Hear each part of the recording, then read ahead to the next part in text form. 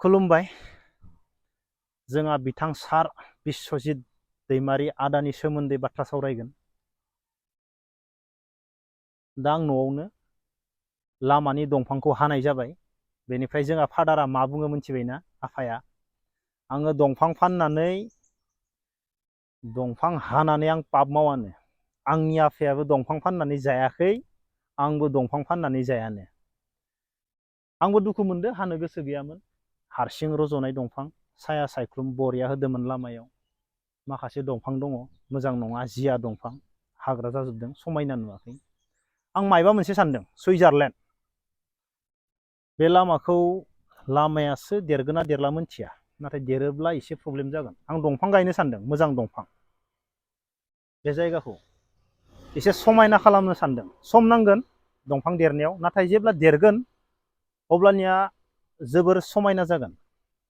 जायगाया मोजांखा, ड्रागन दंफां, गय दंफां सारि सारि लांदांदां। बेवहाय आङो मोजां दंफां गायनानै होनो हायोब्ला जायगाखौ समायना नुगोन, सुइजारलेण्ड बायदि बिबार गोनां दंफां गायना होगोन। जियानो जा, दा जोंनि एरियायाव गोदानै सासे दैदेनगिरि लिडार जों मोननो हादों। बिथाङानो जाहैबाय बिश्वजित दैमारि सार। आङो बिश्वजित दैमारि सारखौ इन्टारभिउ लानो थाखाय नाजादों। सानै साथामसो मानसिखौ आं कल खालामबाय। बिथां सारनि पिएनिबो नाम्बार लाबाय, सारनिबो नाम्बार लाबाय आं। नाथाय समासो सहस जानाय नङा। माने गोबां बाथ्रा रायलायनो दङ जोंनि बागानपारा एरियानि सोमोन्दै। बिथाङा जोंनि एरियायाव गिदिंजोबाखैबो जानो हागौ, नुजोबाखैबो जानो हागौ। आङो बर्डाराव, आं बाक्सा डिस्ट्रिक्टनि मानसि, बाक्सा डिस्ट्रिक्टनि गेजेरावमोन बागानपारा। नाथाय थांनाय समाव जोंखौ बिथां प्रमद बर' सारा तामुलपुर खालामनानै होबाय। तामुलपुर खालामनाय लोगो लोगो जोंनियाव गोबां दावराव जादों। नया बस्ति, सुबनकाटा। जोङो तामुलपुर डिस्ट्रिक्टआव थाङा, जों बाक्सायावनो थागोन। बेनिफ्राय नोंथांमोना बुजिखाजोब्बाय जानो हागौ, थांनाय MCLA इलेक्सनाव जोंनियाव सोर देरहानाय। बिबारनिफ्राय बिथां रेखारानि दास बर', बिथाङासो जोंनियाव देरहानो हादों। दा तामुलपुर डिस्ट्रिक्ट जानाय लोगो लोगो बेबारावबो MLA इलेक्सनाव नोंथांमोना नायदो, प्रमद बर' बिटिआरनि बारग' CEM, बिटिआरनि CEM, बेनि हेंथाहै BPF आरो BJP निफ्राय बिथां बिश्वजित दैमारि सार।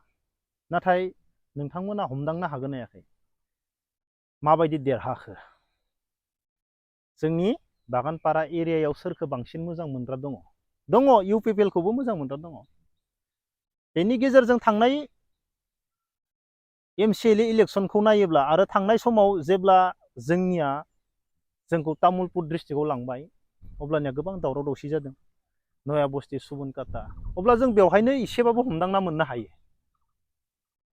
जोंनि बागानपाराथिं UPPL दङब्लाबो आरो गुबुनखौ मोजां मोननायाबो बेसेबां थानो हागौ। दा आं सानो, दा MLA इलेक्सनाव बिथां बिश्वजित दैमारि सार देरहानाया जोंनि बागानपारा साइडनिफ्राय गोबां सापर्ट मोनदों, गोबां सापर्ट दङ।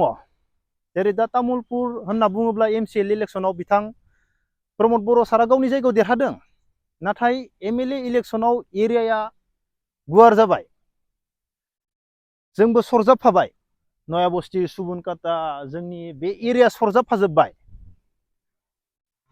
तामुलपुर हिसाबै नायनो थांबा बिथां प्रमद बर' सारा देरहादों, भटबो मोनदों। नाथाय जोंनियाबो सरजाबफानाय लोगो लोगो माने जोंनिफ्राय ओरैबायदि आं सानो आरो, बे MLA इलेक्सनाव बिथां बिश्वजित सारा देरहानाय जाहोना माने जोंनि नया बस्ति, सुबनकाटा, जोंनि बागानपारा बेफोराव माने गोबां मोजां मोनग्रा मानसि दङ BPF आरो बिबारखौ।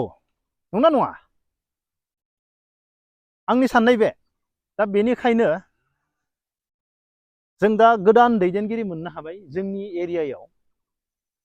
दा बिथाङा जोंनि जायगायाव बेरायफैदोंना फैयाखै, जोंनि जायगाखौ नुदोंना नुवाखै, जों बेखौ बुंनो हाला। नाथाय बिथांजों इन्टारभिउ लानो गोनांथिथार। जोंनि बागानपारा एरिया, नयाबस्ति, सुबनकाटा माबायदि हालोद जाना दङ, लामाफोरा माबायदि गोलैसोनानै दङ, नंना नङा? माबायदि मोजां खामानि होगोन, माबायदि बेस्ट होगोन? इउपिपिएलआ माबायदि खामानि मावदोंमोन? दा इउपिपिएलनिख्रुइ साबसिन नोंथाङा माबायदि बेस्ट, माबायदि मोजां खामानि होगोन?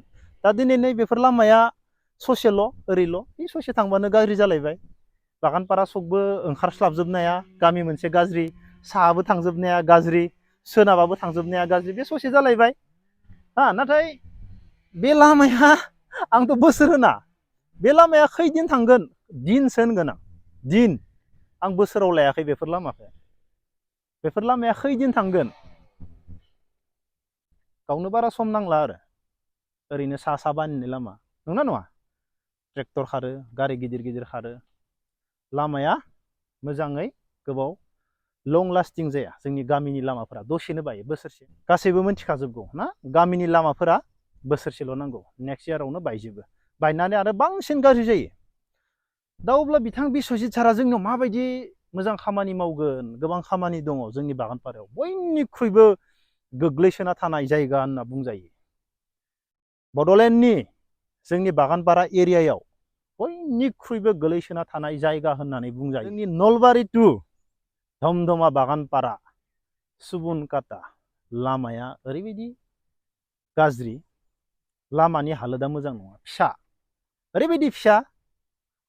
जों गुबुनाव थांनानै फैयोब्ला जोंनि बागानपारानि लामाखौ नायोब्ला ओरैबायदि बोरैबा मोनो, माने रावबो दिनैसिम मोजां खामानिखौनो लानानै दिनैसिम मावाखै माने। दा बेफोर खामानिया जायोब्ला जों ओरैबायदि गोजोनगोन नलबारि थांनो थाखाय। आरो जोंनाव मोनसे जोबोर गिदिर खामानि दंबावो, जेरै सिमला टु डाइरेक्ट बागानपारा ओरै नयाबस्ति कुमारिकाटा ओंखारलांनाय, बेफोर लामायाबो गिदिर जानांगौ जोंना। जेरै तामुलपुर टु उदालगुरि गिदिर जाबाय, स्रां स्रां जाबाय। दा जोंनिया मा दंबावो? कुमारिकाटानिफ्राय डाइरेक्ट ओरै जाला ओंखारहैनाय लामा, कुमारिकाटा, नयाबस्ति, बागानपारा, बरबरि, मसलपुर, बे लामाया जोंना गिदिर जाबावनांगौ। बेफोर लामाया जोंना गिदिर नङा, लामाया जादोंब्लाबो फिसा फिसा। दा बिथां बिस्वजित दैमारि सारा जोंनियाव बेसेबां मोजां खामानि मावगोन, बेस्ट होगोन? थांनाय 5 इयार्स सालायनाय इउपिपिएल सरकारनिख्रुइ बिथांमोना मा मावदोंमोन आं बेखौ मिथिला। नाथाय गोदान दैदेनगिरि, रोंखा राखा, गासैबो मिथिखाजोबगौ राजखान्थिनि सोमोन्दै बिथाङा माबायदि। दा बिथाङा जोंनि एरियाखौ नायसनगोन ना नायसना, जोंनि एरियायाव मोजां खामानि हरगोन ना हरा, जोंनि एरियानि मानसिफोरखौ माने बेफोर खामानिया जानांगौ बेफोरबायदि बिथाङा खामानि मावगोन ना मावा, स्टेप लागोन ना लाया? मानो होनोब्ला जोंनि सुबनकाटा, नयाबस्ति, बे बागानपारा बिथां देरहानायाव गोबां सापर्ट दं, आं सानो आरो आंनि